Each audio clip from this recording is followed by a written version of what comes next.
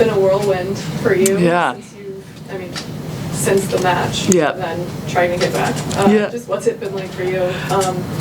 Just knowing that the Olympics are over, your car crash, and now you're just getting back to getting life back home. It's great. Still trying to feel a little grounded, but it's been awesome being back. I've missed the girls so much, and just being back in the routine of it all has been awesome. And I think filled with just immense gratitude. I think that the journey to silver was not easy for us. As you can tell, the last couple of years we hadn't won much, but I think we showed up at the right time, and just really proud of our group. So immense gratitude for a great experience, and just all around excited for the season to come. John said last week when we talked to him, you hadn't brought the medal in. Have you brought the medal in? No, I haven't. Yeah, no. I mean, it's cool, but I'm always just like, I don't know. I never wanted to make a scene kind of thing. I don't know. That's probably weird, but I just have kept it at home. Actually, yeah. I should probably secure it more than it probably is, but yeah, exactly. It's here. But do you think you'll ever play for the national team again? That's probably a no. Yeah, but I also thought the last time, I'm not. The answer is probably no, but I also know that the last time I said no and life changed, but I really don't think that I will be coming back to the national team. When you were right into the Olympic match last time, you said you were emotional. What were you like for the gold medal match this time? I think immense pride. I think seeing the years that I've been on the national team, kind of how the team is kind of transformed, and just watching Karch and the leadership, and how it's such a player-led culture. Like, the players have such a voice, and it's a really fun environment to be a part of, even in the struggles.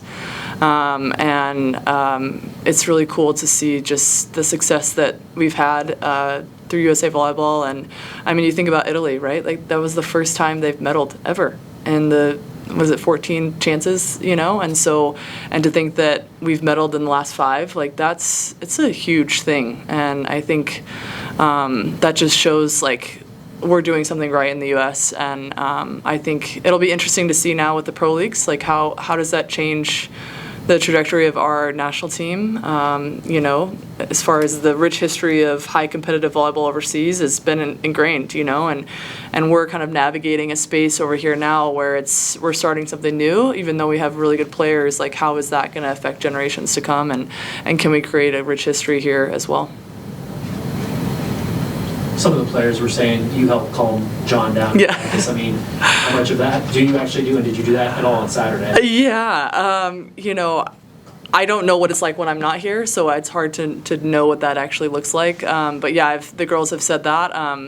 I just think that I've been in a lot of situations where, I don't know, I love this term, calm breeds calm, right? Like, if I'm calm, he's calm, especially in high stress situations. If you're panicked, then things start to go haywire. So I just think having a calm approach in general, and a calm sense of being tends to have more of a positive effect on those around you. So I just try to remain consistent as possible. And I don't know what John's like when I'm not around, so I would be curious to see if that's actually true. Coach Hook said that you're kind of the captain for the captains, Lexi and Mary. How has that journey been, inspiring them and just working alongside to see them lead the team as well? Yeah. I think what makes Nebraska volleyball so special is that there's an added weight that comes with representing this program, and I think also, as you are a captain, there's another layer of weight that comes with that. And I think it's kind of how you hold yourself in and out of the court. It's how you present yourself to your teammates, but also that's true and authentic to you. And I think it's important for me to have them find their own voice. I think maybe Merritt is more of a louder voice on the court, where Lexi is kind of a calm presence, but I think they can lead in their own way, and being able to really empower them and what that looks like individually. But I think they can also expand and learn other ways of leadership, but kind of to where their parameters are. So I think just really keep having conversations with them and making sure that they're grounded, because they also feel the weight of that, and trying to be a good teammate as well. So also helping them realize that it's okay to have a bad day themselves too, and to also ask for help from teammates, and that actually that's a layer of vulnerability that adds even more depth to our team. Did you go to the closing ceremony? I didn't. We got back from the game, and it was so stinking hot outside, and Polo had given us like a full, like, it's like a race jacket. It was like, and a full white pants, and I was like, I am not about to stand in this heat. And so some of us actually went to the Team USA house and watched the whole closing ceremonies with our family and friends, and then, it was, for me, it was a better choice. Standing on my feet in the heat was not exactly where I wanted to be, so. But some of the girls went and had a great time. Hey Jordan, Harper said that she's mostly learned from you how to bounce back after mistakes. How have you tried to serve in that role for her? Yeah, I think it's just, again, acknowledging that mistakes happen. The game is volleyball is a game of mistakes, and it's like, how do you respond? And it's, every failure you have a chance to learn, and sometimes the road to success isn't linear, right? Like there's a lot of ups and downs. It's just, can you make the downs not as far? So, and just it's continuing to show up consistently, and I think she's doing a great job. Seems like she's coming into practice eager to learn and happy to be here, so that's been really encouraging, and I just am really stoked for our group. It's exciting to come to work every day, and it's really been fun to get to know them, just obviously as people, and then just seeing excel as volleyball players. John mentioned passing. Oh, sorry. Yeah. Okay, John mentioned passing as a big focus going into the year, obviously going back to the national championship game and went there. That's obviously an area of expertise for you. Yep. What did you see from that team last year, and what are going to be the keys to pushing that forward this season?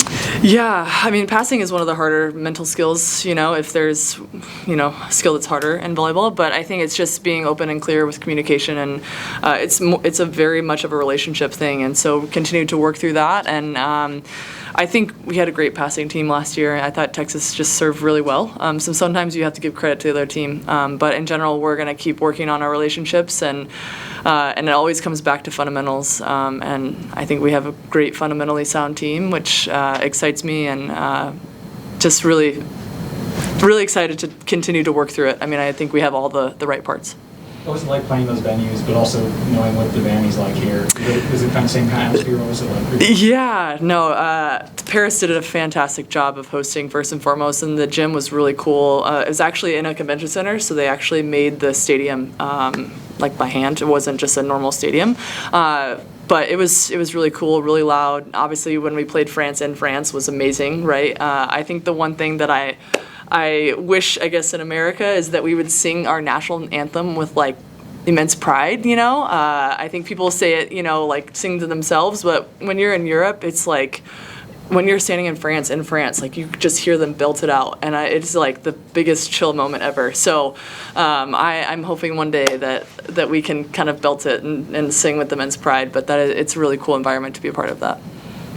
I know right now your focus is this team, but with the future, the pro team in Omaha, and growing the sport for young players, how important is that going to be important to you in future years? Yeah, I'm really excited. I think there's a lot of momentum and a lot of exciting things. Love sent a lot of us to New York on a media tour, and just it's cool to see like where volleyball is going and the attention that it's getting. And I think there's no better place than being here and being in Omaha. And I'm just. And a lot of former players are coming back, right? Lauren Stiverins, Maddie Kubik, right? Like, it's going to be a lot of familiar faces for the Husker Nation to be able to go watch as well. What have your impressions? Oh, sorry. Yeah. What have your impressions been of this outside hitter group so far? Yeah, it's been great. I think, again, really eager to learn and come to work every day, and we have a lot of depth, which is a good problem, but also, it's hard. People are going to have to embrace roles or, just get used to maybe a norm they're not used to. But I think everybody's needed on this team, and to win a national championship, you need everyone. So I think they're going to embrace that as well. Coach Cook said that there might be some nerves on Saturday for the players. He also mentioned that your first red-white scrimmage might have been the most nervous you've ever been. Do you agree with that? And what kind of advice have you shared with them? I don't know how he remembers that. I don't remember that, but I'm sure it was. Yeah, but it's I think for me as a player, what I tried to do as I got older was that every practice was a chance to make a game-like, right? If I'm approaching practice like how I approach a game, then it should show up on the same day, and trusting that you actually put in the work for it to show up. And so I think encouraging them that we think it has to look different, we think that, oh my gosh, the lights are on and all of a sudden I have to be bigger than I am, and actually I just have to continue to do the same thing I do every day. And I think getting there, it's more of a mindset than anything of tactical, technical, all those things. So getting them to buy into that process is huge. And then he's a big proponent of breath work, like before a serve, like routine, and routine goes on and off the court as well. How you do one thing, are you making your bed, are you waking up, eating breakfast, fueling, all those things lead into long-term success as well. What do you remember about that day and the nerves that went with it? Yeah, for sure. I was for sure amped, I'm sure, and just stoked to be, being in front of a home crowd, nothing beats 45 minutes from home and being able to play in front of your family and friends. And the fact that now it's sold out, like, I don't know if has that ever happened? Have you sold out? Yeah, probably. I shouldn't, that was a dumb question, but it's cool that we get to play in front of a sold out crowd as well. You mentioned it's kind of been a whirlwind. Do you plan to take some time, reflect on your national career? 4 medals is the most by any volleyball player in any Olympics. Do you plan to take a break at some point? Yeah. I think in December after the Final Four I will. But I think this last round was this last 2 years has been a journey of just pure reflection and just really, truly, as much as I have my whole career of trying to be where my feet are, it really was a journey of healing and reflection of the years that have come. And this was more of a celebration for me, of just kind of like a celebration tour, you could say, of just like I'm soaking in the essence of what work has been done, and now I just gonna enjoy the ride. And I joke with Sue all the time, Sue Enquist. She talks about living on house money, and for me it was really like a house money tour. Like, I felt so at peace, and I continue to feel at peace, which I think, to me, that's a sign that I've done everything that I could in my power to be the best I could be, and I can walk away with my head held high, and that there's nothing left on the table. So, which I'm really grateful for, which leads me into my next chapter. You use your experience from this past cycle where you played a different role than you had on Olympics past.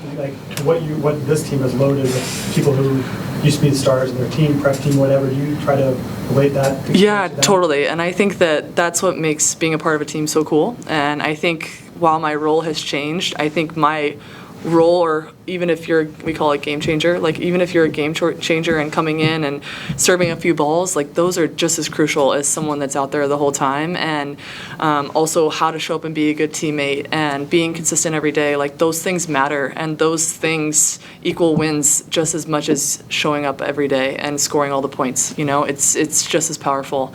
And if you have someone that's negative Nancy or just doesn't want to be there, like that doesn't help the team grow as a whole. So if I was a captain and preaching those things, like I'm going to show up and do those things because that's what matters. Yeah. You watching Nebraska practice video during the Olympics? Yes, once they started, I made sure to send a message first day one of practice, and then I did watch a few things, but I also don't want to. It is hard when I'm far, but I also don't want to. Jalen and Kelly do such a great job of just great feedback and great eye of the game, and intermittent feedback is not as great as being consistent with it. So I just wanted to make sure when I was back that I was hearing consistent with them. So.